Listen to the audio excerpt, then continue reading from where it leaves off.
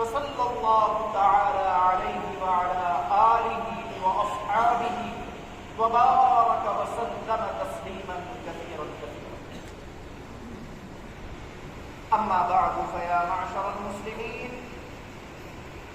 قال نبينا صلى الله تعالى عليه وسلم: لا طيرة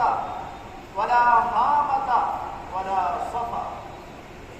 أو كما قال نبينا صلى الله تعالى عليه وسلم.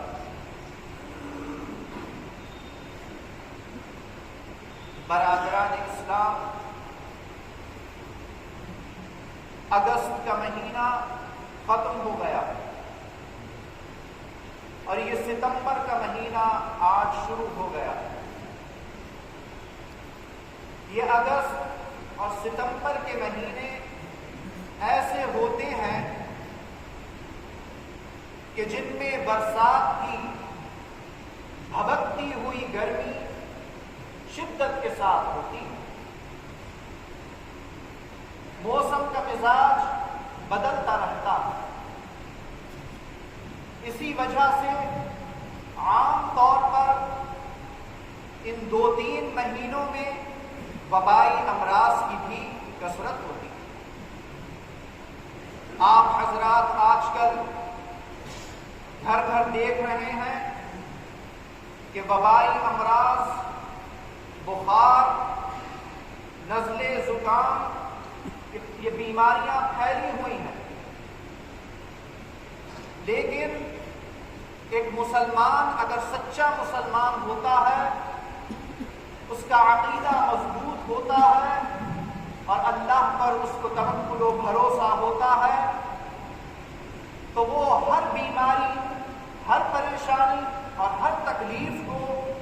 اللہ ہی کی مرضی سے سمجھتا ہے اور اللہ ہی کی طرف سے اس کو جانتا ہے. اور جو کمزور عقیدے کے ہوتے ہیں وہ یہ باتیں کرتے ہیں کہ فلاں بیماری اس وجہ سے ہو گئی، فلاں کو یہ تکلیف اس وجہ سے ہو گئی کہ اس نے یہ غلطی کری تھی. یہ بات بھی اپنی جگہ ٹھیک ہے کہ اللہ تعالیٰ نے جو چیز بھی رکھی ہے اس کے لیے کوئی نہ کوئی سبب رکھا ہے. مثال کے طور پر کوئی نازک طبیعت کا ہے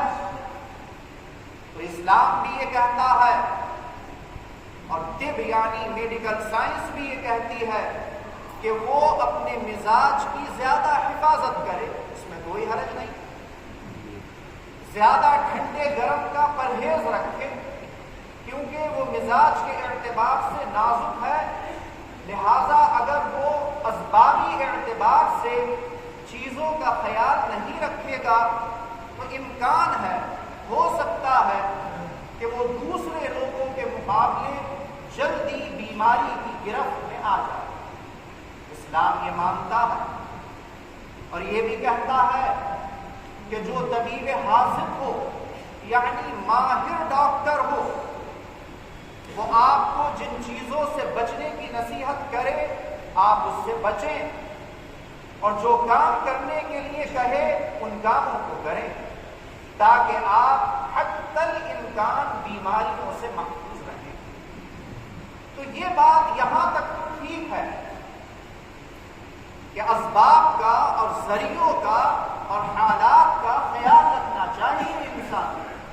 بالکل مطلقاً بے پرواہ نہیں ہونا چاہیے.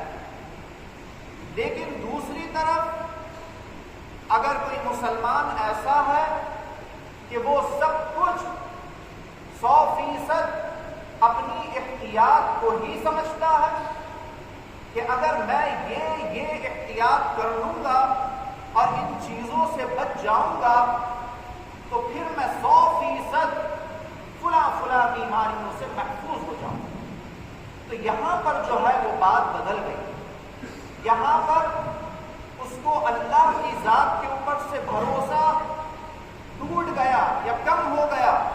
اور وہ سب کچھ بس اپنی احتیاطوں کو ہی سمجھ رہا. اس کی مثال ابھی 4 دن ہوئے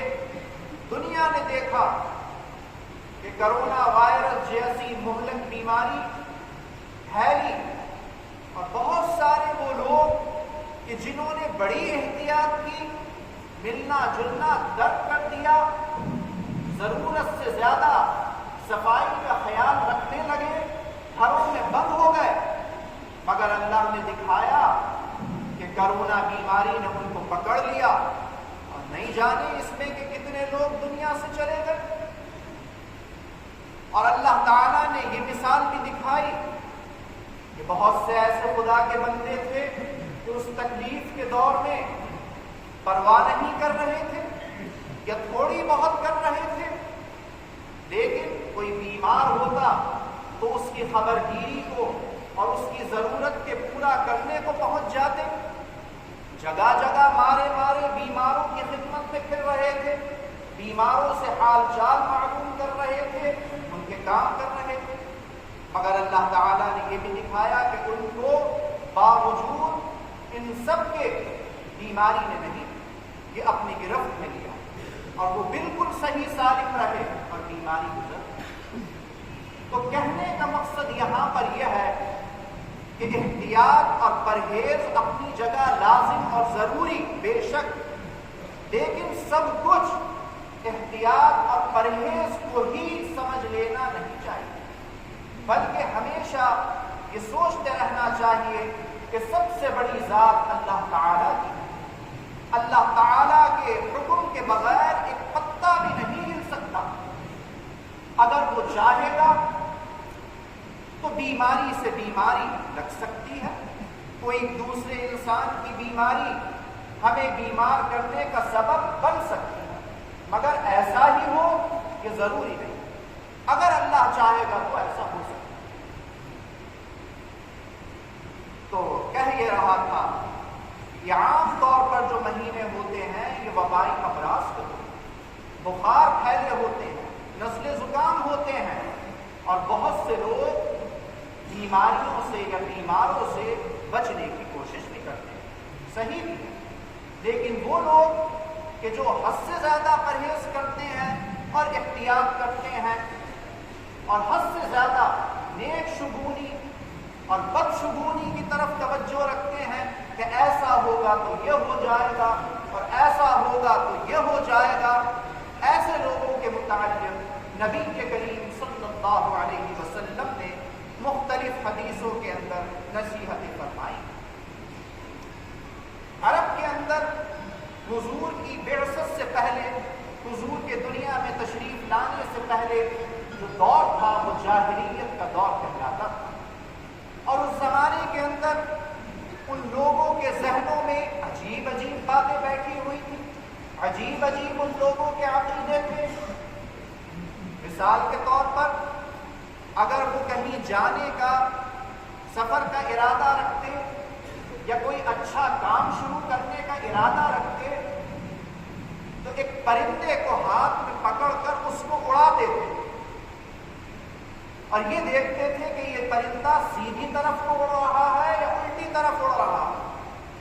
اگر وہ پرندہ سیدھی طرف کو اڑ جاتا تو وہ سمجھتے کہ ہمارا یہ کام شروع کرنا مبارک ہے اور ہمیں اس کام میں کامیابی ملے گی، اور ہم سفر میں جا رہے ہیں تو ہمارا یہ سفر بھی مبارک ہوگا۔ اور اگر اتفاق سے وہ پرندہ بائیں جانب اڑ جاتا، الٹی طرف پرواز کر لیتا، تو وہ اپنے اس کام کرنے کو منحوس خیال کرتے تھے۔ اسی طرح اگر کوئی جانور جس کو وہ اپنی نظر میں منحوس سمجھتے تھے وہ کسی کے گھر پر بیٹھ گیا یا بول گیا تو وہ اپنے عقیدوں میں، اپنے ذہنوں میں یہ سمجھتے تھے کہ یہ گھر برباد ہوتا ہے۔ کسی کے گھر پہ الو بیٹھ گیا یا الو کی آواز سن لی تو بڑا برا سمجھتے تھے۔ اسی طرح چاند کے اعتبار سے جو یہ مہینہ صفر المظفر کا چل رہا ہے، اپنے ذہنوں میں وہ اس مہینے کو بھی بڑا نحوست سے بھرا ہوا سمجھتے تھے، اور کوئی بھی اچھا مبارک کام اس سفر کے مہینے میں نہیں کرتے۔ اللہ کے رسول جناب احمد مجتبیٰ محمد مصطفیٰ صلی اللہ علیہ وآلہ وسلم جب دنیا کے اندر تشریف لائے تو آپ نے فرمایا کہ اے لوگوں ساری نحوستیں، ساری برائیاں دور ہو گئی، اور آپ نے فرمایا کہ لا غیرۃ ولا حامۃ ولا سفر، اے لوگوں نہ تو پرندے کے دائیں بائیں اڑنے سے کچھ ہوتا ہے، اور نہ کسی جانور کے بولنے سے کچھ ہوتا ہے، اور نہ سفر کے مہینے سے کچھ ہوتا ہے۔ ان عدۃ الشہور عند اللہ 12 شہرا فی کتاب اللہ، اللہ تعالیٰ نے روز ازل میں جب وقت اور زمانے کو پیدا کیا تھا تو شروع دن سے ہی اس نے سال کے 12 مہینے مقرر فرما دیے۔ تو کوئی چیز ایسی ہو سکتی ہے کہ اللہ تعالیٰ اس کو پیدا کرے اور وہ انسان کے لیے منحوس ہو؟ ہرگز ایسا نہیں ہو سکتا۔ ہاں اتنا کہا جا سکتا ہے کہ اللہ تعالیٰ نے ہر چیز کا ایک اثر رکھا، ہر چیز کی ایک تاثیر رکھی ہے۔ کوئی پیڑ ہے، پودا ہے، کوئی پتھر ہے، تو اس کے متعلق ہم یہاں تک تو کہہ سکتے ہیں، اور اسلام بھی اتنی اجازت دیتا ہے کہ بھائی اس پیڑ کے قریب بیٹھنے سے ڈاکٹر یہ کہتے ہیں کہ یہ فائدہ ہوتا ہے، نیم کے پیڑ کے نیچے بیٹھنے سے پھیپھڑوں کو طاقت ملتی ہے، کھال اور جلد کی بیماریاں دور ہوتی ہیں، نیم کی پتیوں کو پانی میں ابال کر پینے سے خون صاف ہوتا ہے۔ کیوں کہتا ہے اسلام؟ اس لیے کہتا ہے کہ اگر ڈاکٹر طبیب حاضر تم سے کچھ کہے تو تم اس کی بات کو مانو، کیونکہ اس نے بھی ایک علم حاصل کیا ہے، اور اپنے علم اور تجربے کی روشنی میں وہ جو تم سے بات کہے اس کو ماننے کی اور اس پر عمل کرنے کی کوشش کرو، لیکن اس کے اوپر عقیدہ مت بناؤ کہ یہ جو ہم کچھ کر رہے ہیں، یا فلاں پیڑ کے اندر یا فلاں پتھر کے اندر جو تاثیر ہے بس سب کچھ وہی ہے، اگر ہم فلاں پتھر انگوٹھی میں جڑوا کر پہن لیں گے تو ہمارے ساتھ یہ بھلائیاں ہوں گی۔ ایسا ہرگز نہیں ہونا چاہیے۔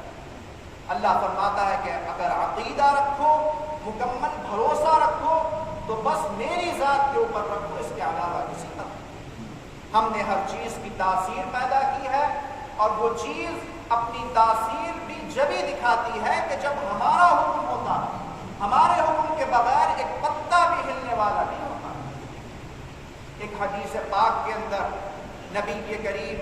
صلی اللہ علیہ وآلہ وسلم نے ارشاد فرمایا کہ کوئی چیز، کوئی بیماری منحوس نہیں ہوتی ہے سوائے ایک بیماری کے۔ صحابہ کرام نے اس کے یا رسول اللہ وہ کیا؟ تو آپ نے فرمایا جذام، کوڑ کی بیماری۔ فرمایا کہ اس بیماری سے ایسے بھاگو کہ جیسے شیر سے بھاگتے ہو، شیر سے ڈر کے بھاگتے ہو، ایسے اس بیماری سے بھاگو۔ لیکن جب ہم دیکھتے ہیں حدیثوں کو تو ایک دوسری حدیث ہمیں ایسی نظر آتی ہے کہ جو اس کے بالکل برعکس نظر آتی ہے، بالکل الٹی معلوم ہوتی ہے۔ وہ کیا؟ وہ حدیث یہ ہے کہ نبی کریم صلی اللہ علیہ وآلہ وسلم کے پاس ایک جذامی شخص آئے جن کو کوڑ کا مرض لاحق تھا، اور اللہ کے رسول صلی اللہ علیہ وسلم ان کا ہاتھ پکڑ کر ان کو لے کر آئے اور ان کے ساتھ بیٹھ کر کھانا بھی کھایا۔ تو ایک طرف آپ فرما رہے ہیں کہ جذامی سے، کوڑ کے مرض والے سے ایسا بھاگو جیسے شیر سے بھاگتے ہو، اور دوسری طرف آپ اس مرض والے سے کوئی بھی احتیاط نہیں برت رہے، اس کے ساتھ بھاگی رہے۔ تو محدثین کرام نے ان حدیثوں کا یہ جواب دیا ہے کہ اللہ کے رسول کی وہ جو حدیث ہے کہ جذامی سے ایسے بھاگو جیسے شیر سے بھاگتے ہو، یہ عام لوگوں کو دیکھ کر آپ نے نصیحت فرمائی۔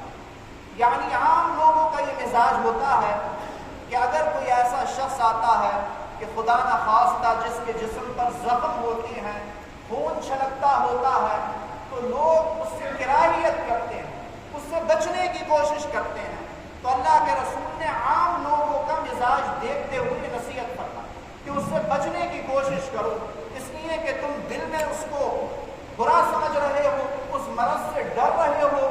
اگر کل کو خدا نخواستہ تمہیں بھی مرض لاحق ہو گیا تو تمہارا عقیدہ اللہ کی ذات سے کم ہو جائے گا، اور تم یہ کہنے لگو گے کہ فلاں موقع کے اوپر میں اس مریض کے ساتھ بیٹھا تھا، اس وجہ سے مجھے بھی یہ مرض لگ گیا۔ فرمایا ہرگز نہیں، کسی سے کوئی مرض نہیں لگتا، جو مرض بھی ہوتا ہے وہ اللہ ہی کی مرضی سے ہوتا ہے۔ یہ نصیحت حضور نے اس وجہ سے فرمائی ہے کہ اس کا عقیدہ ایمان اللہ کی طرف سے کمزور نہ پڑے، اور وہ یہ نہ سمجھنے لگے کہ فلاں بیماری کی وجہ سے مجھے یہ بیماری۔ اور دوسری طرف آپ نے یہ بھی کر کے دکھایا کہ دیکھو یہ جو زانی، یہ کوڑ کا مریض، کچھ نہیں ہوتا ہے اس کی قربت کی وجہ سے، میں اس کا ہاتھ پکڑ رہا ہوں، اس کے ساتھ کھا پی رہا ہوں، اس لیے کہ میرا عقیدہ ہے، میرا ایمان ہے کہ جو کچھ بھی ہوتا ہے وہ اللہ ہی کے حکم سے ہوتا ہے۔ تو ہم اس زمانے کے اندر جو امراض پھیلے ہوئے ہیں، بے شک اس میں احتیاط لازم ہے، اگر بیماری ہو جائے اس کا علاج لازم ہے، مگر 100% یہ نہ سمجھیں کہ علاج ہی سب کچھ ہے اور احتیاط و پرہیز ہی سب کچھ ہے، اور اس عقیدے کی وجہ سے خدا نخواستہ اللہ کی ذات سے ہمارا عقیدہ کمزور ہوتا چلا۔ پروردگار عالم ہمیں سوجھ بوجھ عطا فرمائے، سوچ کے ساتھ اور سمجھ کے ساتھ ہر کام کو سامنے رکھنے کی اور ہر چیز کے متعلق فیصلہ کرنے کی نہایت عقل اور تدبیر کے ساتھ اور اسلامی حدوں کے اندر رہتے ہوئے ہر چیز کا فیصلہ کرنے کی اور ہر چیز کے متعلق اپنی سوچ اور